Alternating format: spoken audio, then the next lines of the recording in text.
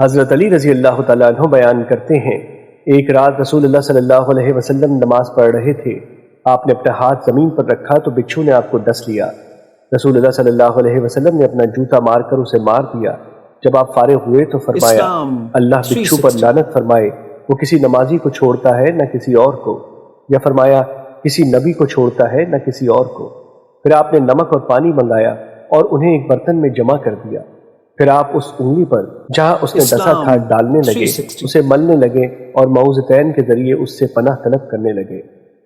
مشکوٰۃ المصابیح حدیث نمبر 4567۔ حضرت جابر رضی اللہ تعالیٰ عنہ بیان کرتے ہیں، رسول اللہ صلی اللہ علیہ وسلم نے دم سے منع فرما دیا تو آل عمرو بن حزم آئے اور انہوں نے عرض کیا، اللہ کے رسول، ہمارے پاس دم تھا جو ہم بچھو کے ڈس لینے پر کیا کرتے تھے اور آپ نے اس سے منع فرما دیا ہے۔ انہوں نے وہ دم آپ کو سنایا تو آپ نے فرمایا، میں اس میں کوئی حرج نہیں سمجھتا، تم میں سے جو شخص اپنے بھائی کو فائدہ پہنچا سکتا ہے تو وہ اسے فائدہ پہنچائے۔